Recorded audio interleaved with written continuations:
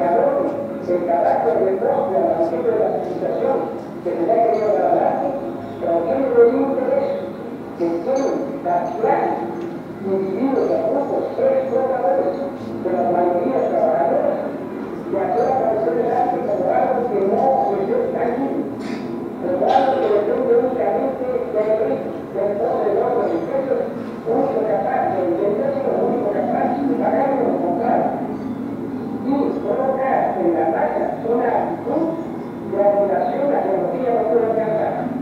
En realidad, el arte, puesto que es una actividad esencial para la vida humana, no puede ser ni es privilegio de unos cuantos.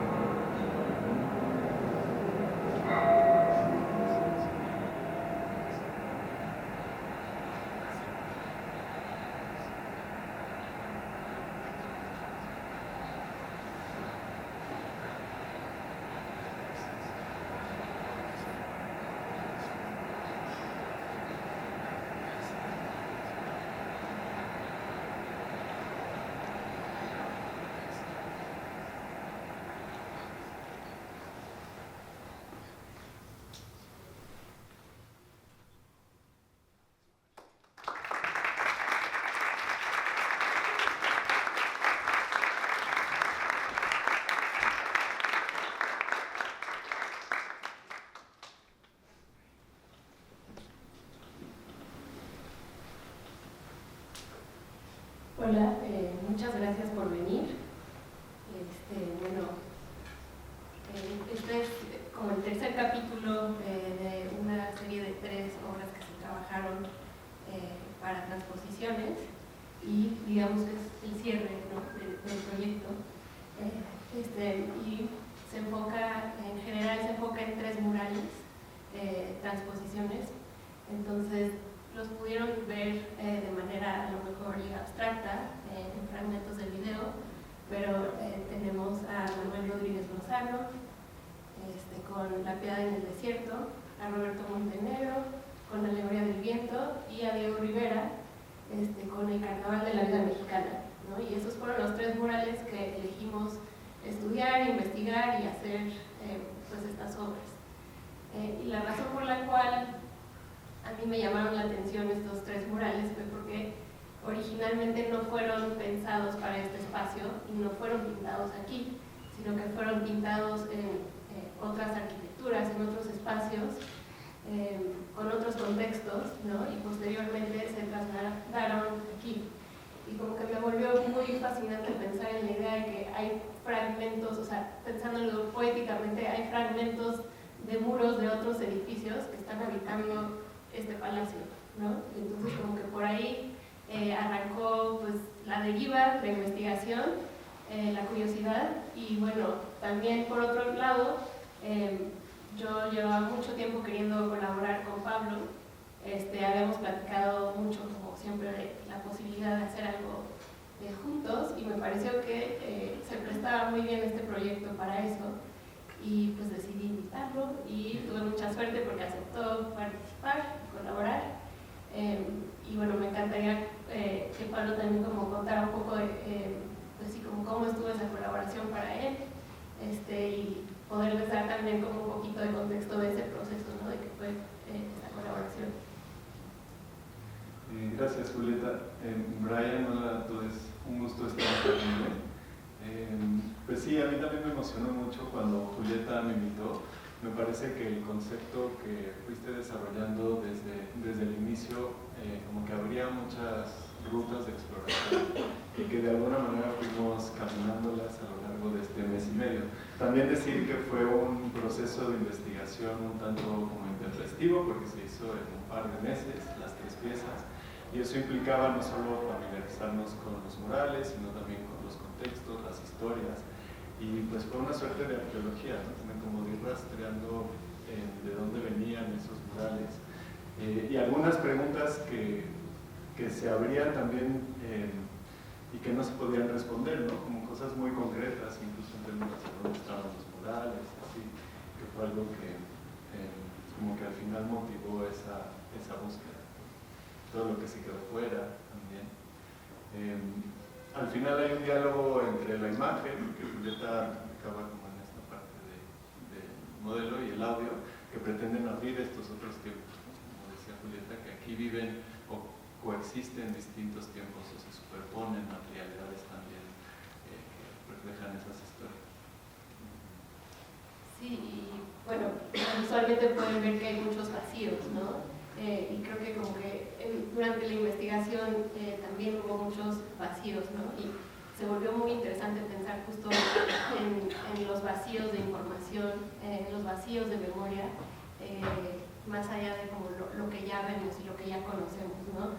Y esto también me lleva a platicarles un poco de la primera pieza que forma parte de este grupo de 3 obras, que está justo entrando en planta baja. Entras, si ves a la derecha, normalmente hay una pantalla en donde se puede ver la programación del museo y para esta ocasión decidimos ocuparla para mostrar una pieza de video que se llama Detrás y que también un poco invita a pensar en todo lo que normalmente no vemos, ¿no? De nuevo estos vacíos, o sea, todo lo que está detrás de esta arquitectura del Palacio de Bellas Artes, que hace que esto funcione, ¿no?, pero que como visitantes pues, no tenemos acceso a esos espacios. Entonces, creo que a lo largo de las 3 piezas como que siempre estuvo presente pues, pensar desde el detrás, ¿no?, o pensar desde el vacío y como desde las ausencias. Entonces, bueno, eso fue algo que también como que fue un hilo conductor, ¿no? Que nos llevó también a esta deriva. De nuevo, si queremos cambiar bueno, aquí es como, les voy a enseñar muy pocas imágenes, pero de este proceso, ¿no? Que como que justo me interesan mucho porque son estas imágenes que no ves usualmente cuando estás visitando espacios, ¿no? Creo que como que ese fue un aprendizaje muy padre para mí, ¿no? Cómo podemos recorrer una arquitectura, cómo podemos recorrer un espacio viendo las cosas, o sea, las capas que están escondidas o de repente perspectivas que son como difíciles de accesar, ¿no? Y cómo eso puede empezar a pues sí, desatar toda otra historia, toda otra versión de la realidad.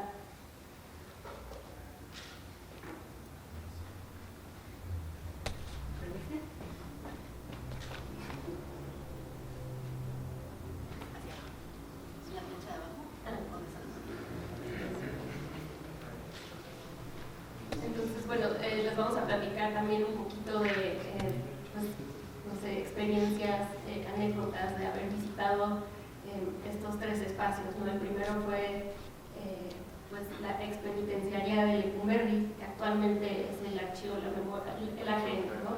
Y donde habita la memoria de México. ¿Tienes alguna anécdota que quieras contar?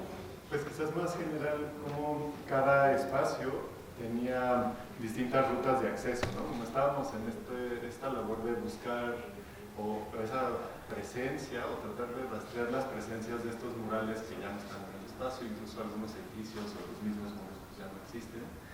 Y entonces entrar a cada uno de ellos era una experiencia diferente, ¿no? Particularmente en el AGN, pues sí, uno no puede entrar con libretas, ni siquiera, solamente con hojas, media carta y lápices, ¿no? Por cuestiones también de protección de los documentos, ¿no?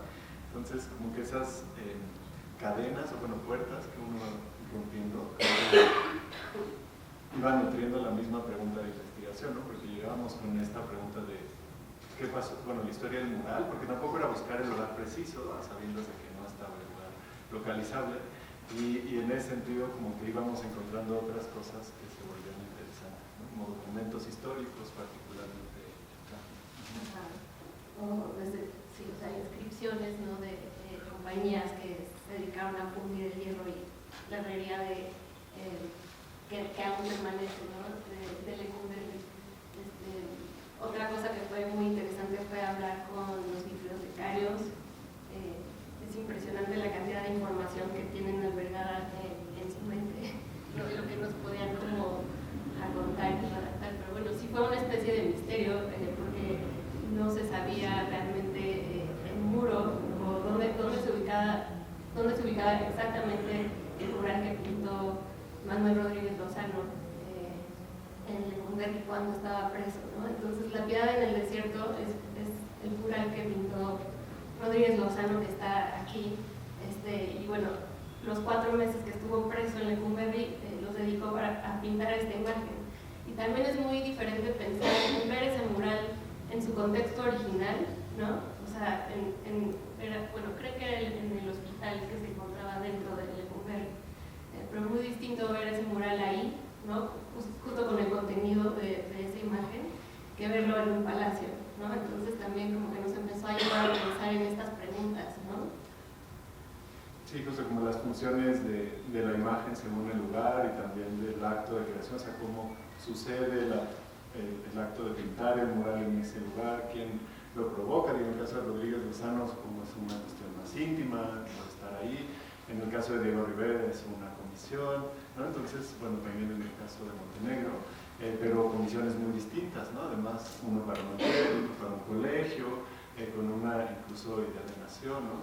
Que venía después de la revolución. Entonces, esas preguntas también iban como haciéndose presentes, ¿no? Y mucho fue buscar las estrategias para transitar esas ausencias, ¿no? o evocarlas, si no transitarlas, sí evocarlas y tratar de hacerlas presentes, como hacerlas aparecer. Bueno, el segundo sitio que visitamos es el Cencropam actualmente, pero cuando se pintó el mural era la sala de discusiones libres, que inauguró José Vasconcelos. Y pues actualmente es por donde pasan una gran parte de las obras que van a exposiciones fuera de México y regresan, ¿no? Entonces por aquí las revisan, restauran el patrimonio del país. Es un espacio como lleno de talleres en donde hay carpinterías, hay el salón en donde se trabaja específicamente el yeso, etc. Aparte también nos tocó ver otro mural de Montenegro que está ahí y nos tocó ver justo cómo estaban haciendo la técnica de traslado de mural. O sea, algunos de los murales que están aquí, para poder llegar aquí, tuvieron que ser desprendidos de sus muros. Y hay distintas técnicas para poder desprender, ¿no?, un mural de un muro y poder como preservar la mayor parte de la imagen. Entonces, bueno, nos tocó ver pues ese proceso de la técnica de Strabo, en donde se le pone como un lienzo a la imagen, ¿no?, para poder arrancarla después y transferirla a otra superficie. Eso a mí me pareció fascinante, también como por el proyecto que estábamos haciendo. Y habla de esa vida que tienen estas pinturas, o esa materia, quizás ya más allá de una pintura o de una obra, como que la materia está en transformación y esto lo hacía muy visible. Y algo lindo también, o una coincidencia que estimula mucho la imaginación, pues esto que la primera fuera, bueno, un archivo, antigua prisión, que esa coincidencia siempre me ha parecido como muy sugerente, como pensar críticamente el archivo.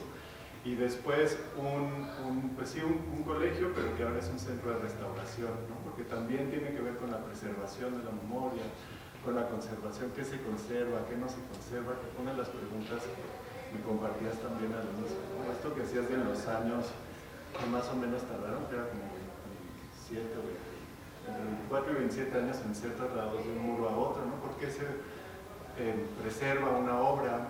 ¿Cómo se mantiene? ¿Cuáles son los pasos o qué viaje llevaron estas obras para poder llegar acá? Algunas se moderaron, otras estaban olvidadas y iban a ser derruidas hasta que alguien las salvó. Es como esas políticas de la memoria o esas, sí, como relatos invisibles de la memoria. Y el tercer sitio fue el antiguo Hotel Reforma, que se ubica justo en Avenida Reforma y París. Este edificio actualmente está pues, como semi-abandonado. Tuvimos mucha suerte de poder tener acceso y poder visitar este espacio. Y bueno, en este espacio pintó Diego Rivera el mural del Carnaval de la Vida Mexicana. Y anécdota, pero lo pintó y cuando terminó de pintarlo, el arquitecto Mario Pani, que estaba construyendo este edificio, lo quitó instantáneamente, ¿no? En realidad no tuvo una vida en ese espacio y fue pues por cuestiones políticas, ¿no? Políticas de la imagen. Este espacio era un hotel pensado para extranjeros, principalmente de Norteamérica, ¿no? Y bueno, la imagen de Diego Rivera tenía bastante crítica, no solo hacia eso, pero hacia otros aspectos también. Entonces, pues pasó mucho tiempo en una bodega ese mural, ¿no? Y otra vez como pensar en el abandono, pero también en el abandono de este edificio actualmente, ¿no? Es muy extraño porque lo intentaron, bueno, lo iban a remodelar en la década de los 90, creo que se desocupó en los 2000, pero bueno, en proceso de remodelación, o sea, en realidad nunca lo terminaron de remodelar, se quedó como en proceso, entonces fue pues, sí, muy loco como recorrer pasillos vacíos, ¿no? Con recámaras, con baños excusados sin estrenar, como ya listos para ser utilizados, subir a la azotea, o sea, no sé, como que para mí la cuestión del abandono fue muy presente en este espacio. Solo en relación a Diego Rivera, el audio que se escucha tanto en la pieza de realidad aumentada como aquí es una entrevista, son fragmentos, son tratamientos diferentes de fragmentos de una entrevista que creo que le hizo su hija, si no me equivoco. Y entonces, bueno, sí, nada más como referencia, tiene que ver con esto.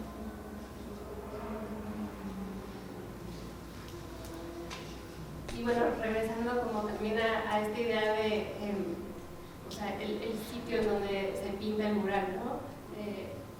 Aquí está Diego Rivera pintando el mural en el antiguo Hotel Reforma, pero sí, como que pensar o sea, cuál es la experiencia como visitante de ver ese mural aquí y cuál hubiera sido el ver este mismo mural en ese espacio. Entonces, creo que eso es algo que pues, generalmente cuando visitamos el Museo del Palacio de Bellas Artes, o sea, a lo mejor sí, pero bueno, siento que es como difícil llegar a esos momentos de reflexión y por eso el interés en este proyecto, ¿no? De poder como invocar estas preguntas.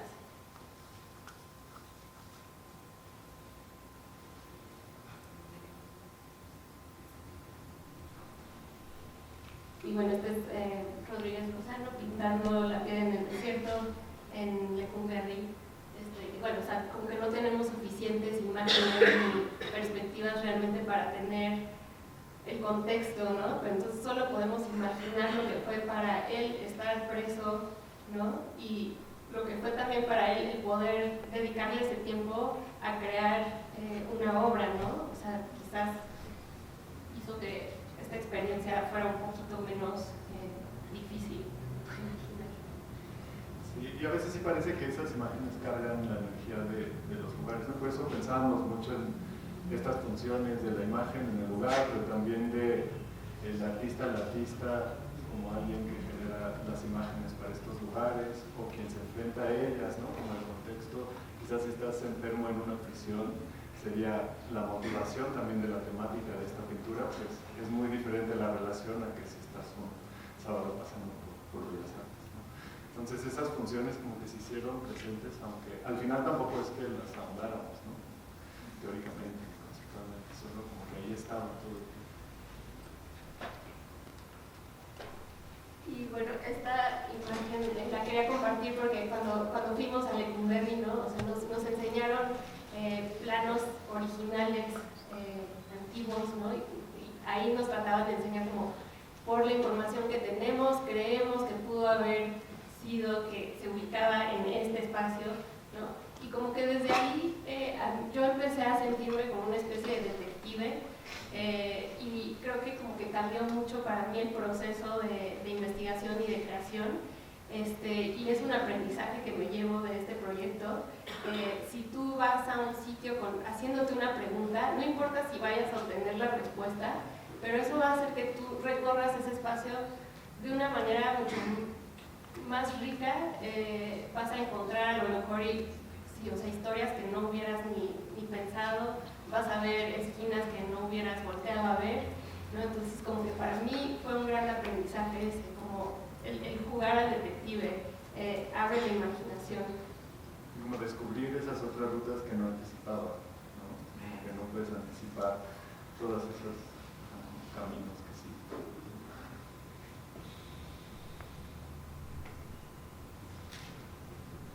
Y bueno, este es un poco jugando al detective, ¿no? Pero esta es una vista que también quería compartirles. Tuvimos la oportunidad de subir a la azotea del Palacio de Bellas Artes y fue increíble. Bueno, para mí fue como muy emocionante empezar a encontrar estos espacios, ¿no? O sea, ¿qué pasa aquí actualmente? ¿Qué pasaba aquí antes? ¿Qué hacemos con estos espacios, ¿no? ¿En qué se pueden convertir?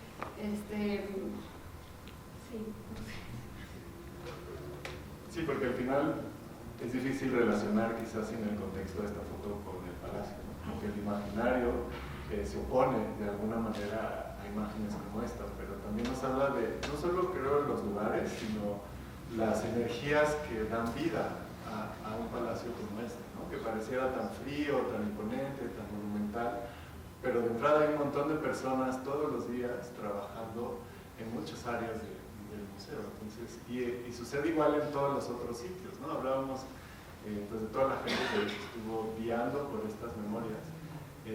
Son, a final de cuentas, como esas presencias también a veces muy invisibles de los grandes relatos, que además el muralismo muchas veces comentó, y aquí es bonito también trabajar con Rodríguez Lozano como un sitio de resistencia a esos imaginarios de nación, pero aquí pues bueno, se hace presente toda esa fuerza, esa vida que da sentido también a lugares como este.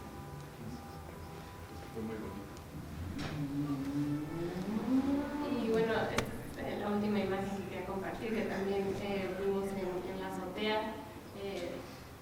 Yo descifré que estaban haciendo pruebas de distintos tratamientos con distintos materiales, ¿no? En cada sección donde ves los recuadros estaban probando cómo aplicar distintos como selladores al mármol y como que esto me regresa también al video que les presentamos hoy, ¿no? De pensar en todas las capas de historia que se van impregnando en la materia y cómo, o sea, estamos sumando una nueva capa, ¿no? Pero constantemente la materia va absorbiendo energías y va absorbiendo como capas de memoria y pensar también en los espacios desde este ángulo a mí me ha hecho como apreciar mucho lo que hago.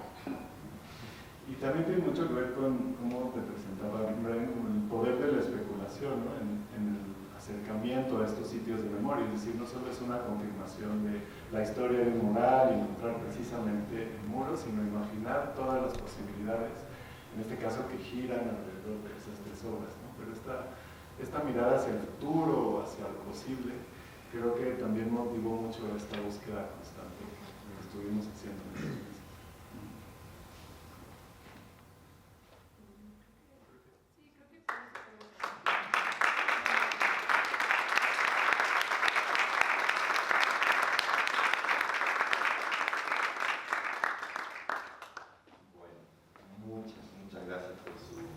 Compartir el proceso de esta investigación, especulación, reinterpretación del patrimonio mexicano también, no solo a partir de la obra y la colección permanente, sino también a partir de la arquitectura, que es parte de la ciudad y que vemos a diario, y que a partir de estas imágenes que fungen como metáforas podemos también, nos ayudan a ejercitar no solo la memoria, sino también la historia, las formas de encontrarnos con estos monumentos, con estas obras que también son monumentos, con toda la historia que abraza a estas obras que está circunscrita en una serie de imaginarios que pueden leerse desde lo político, lo social, la cultura, la identidad, Latinoamérica, no sé. Me parece fascinante todo lo que ha salido a partir de este proyecto. Y quiero dejar varias como preguntas abiertas, sobre todo cuando ahora vamos a ver la primera y segunda parte, el primer y segundo capítulo de la obra de Julieta. Hay una serie de palabras, detonantes, ideas que también nos invitan a desacomodarnos y pensar. También las pausas que ocurren en el video que nos invitan un poco a ralentizar el ritmo, a ser más, sí, o sea, físicamente como a detenernos y pensar en las imágenes que se nos muestran, sobre todo también el sonido atmosférico, y también nos sirve para reinterpretar las imágenes. Y por último, la condición de la metáfora para estos otros posibles, en términos de imaginación radical, de pedagogía crítica, en fin. Abro ahora al público el micrófono para que puedan compartir, conversar, preguntar a mis artistas.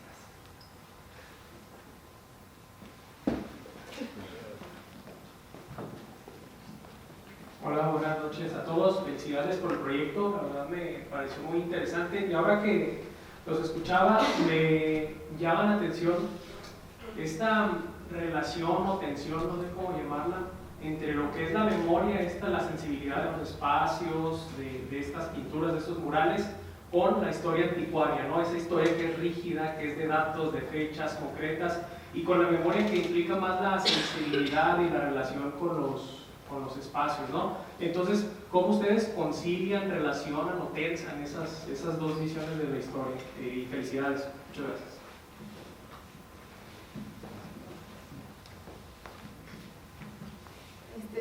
Creo que pueden coexistir y creo que, o sea, de hecho, la verdad es que al principio la investigación fue muy rígida, ¿no? O sea, como que no saber por dónde partir, pues partes por la información que existe, ¿no? Y lo que puedo es investigar.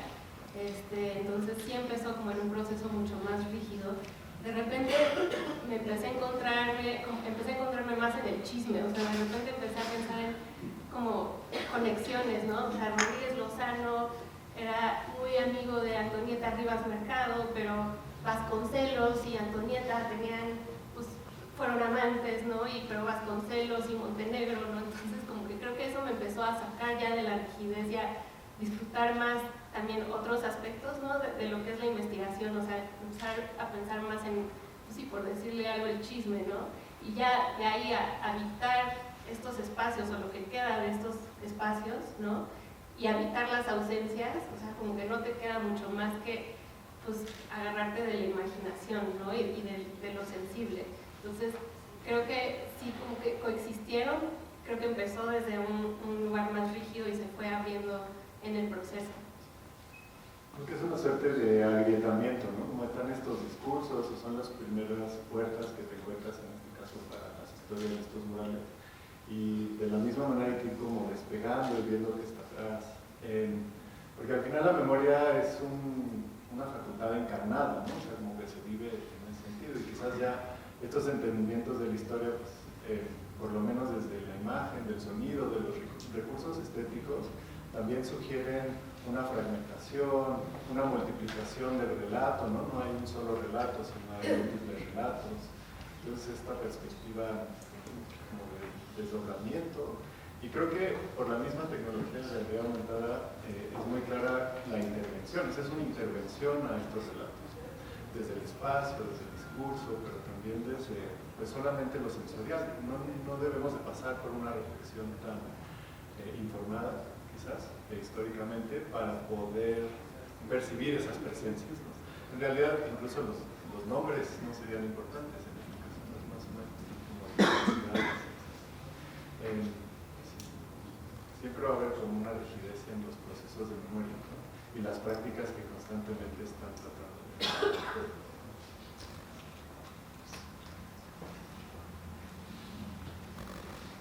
Bueno, felicidades Julieta, Pablo, por una excelente experiencia y me ha parecido fantástico. Al respecto del proceso, veo que el proceso fue como muy material y después hubo una deconstrucción y luego una construcción que al final aterrizó en lo virtual. Y me parece muy interesante porque recupera la memoria no hacia lo material, sino hacia lo virtual. Entonces, que ya lo mencionaba ahora Pablo. ¿Nos podrían hablar un poco al respecto de ¿por qué este formato? ¿Por qué aterrizar la memoria que al final es algo etéreo, pero que está presente y que nunca se va, y que al final aterriza en una visión virtual deconstruida hacia la construcción nuevamente?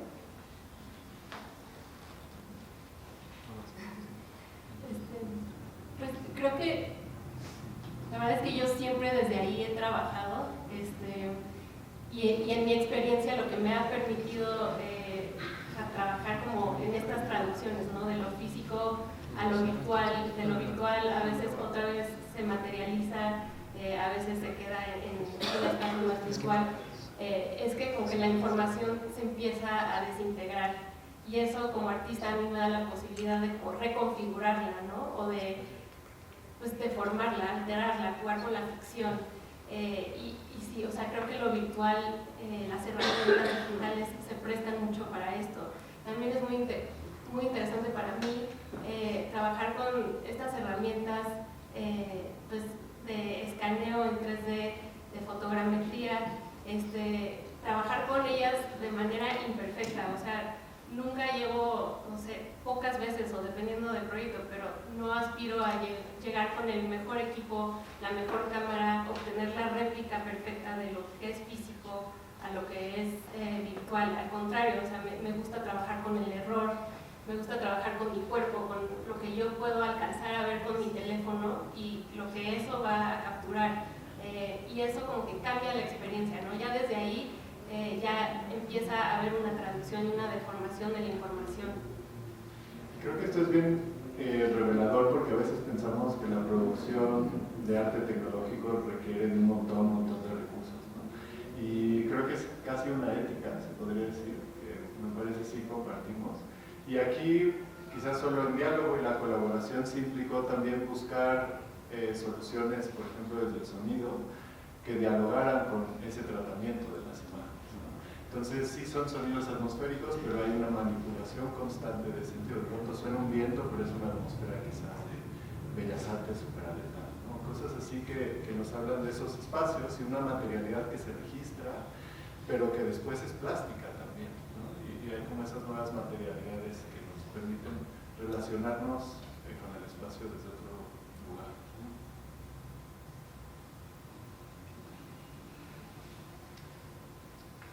Y bueno, en algún punto de la experiencia y de las pruebas, como que dimensionar que todas esas modelos de pronto sí estuvieran ahí, ¿no?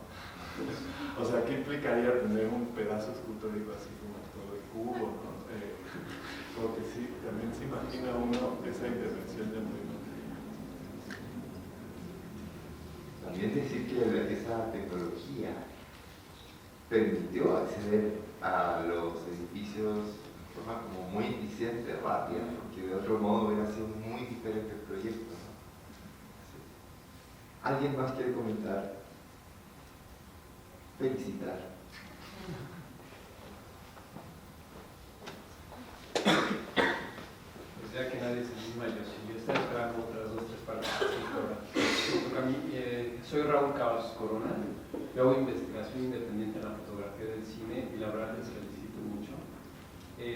Al inicio yo pues dije, voy a ver de qué hablan, qué dicen, la experiencia de ver, pero con lo que complementaron al final toda la charla, todo el proceso que llevaron a cabo para los que hemos hecho investigación histórica, la verdad les felicito, me encantó y la verdad es de que me dejaron con ganas de seguir viendo más. La verdad es que yo espero que no vaya a acabar todo este proyecto, ¿no? Sino que continúe. Y efectivamente, como lo mencionaba Brian Smith desde el inicio, ¿no? Lo antiguo y contemporáneo, es trabalenguas, contemporaneizar, ¿no? Y realmente está muy padre, ¿no? La parte de la fotografía, felicidades, me encantó la fotografía de lo que presenta, bueno, la fotografía en la parte digital, ¿no? Y también el sonido, yo me quedé con una duda y creo que estoy en lo correcto, era la voz de Diego Rivera. ¡Wow! ¡Qué increíble! Es la primera vez en mi vida que escuché su voz, la verdad me pareció, yo me lo imaginaba, o sea, porque era un hombre grande, robusto, tosco, yo me imaginaba una voz de otra índole, ¿no? Pero la verdad ahorita que lo escuché muy agradable, como que voz de locutor, la verdad me sonó. Y pues muchas felicidades, no me queda nada más que agradecerles que esté yo aquí presente y poder admirar su obra. Gracias. A mí también me sorprendió como que es muy aguda. Aquí la dejé así tal cual, bueno, son 2 capas, así tiene ahí una manipulación, pero en la pieza en realidad la mela está alentada como un 20%, 30%. Y tiene como esta prosodia, este discurso muy de la política mexicana, ¿no? O sea, como que está heredado al 100%, pero muy marcado creo que hasta la fecha, ¿no? Como las pausas, la dicción, pues. También fue una revelación escuchar. ¿Cómo está? Bueno, les queremos agradecer por haber venido y ahora vamos a invitarles a que subamos a redescubrir la colección permanente a través de la mirada de Julieta y Pablo.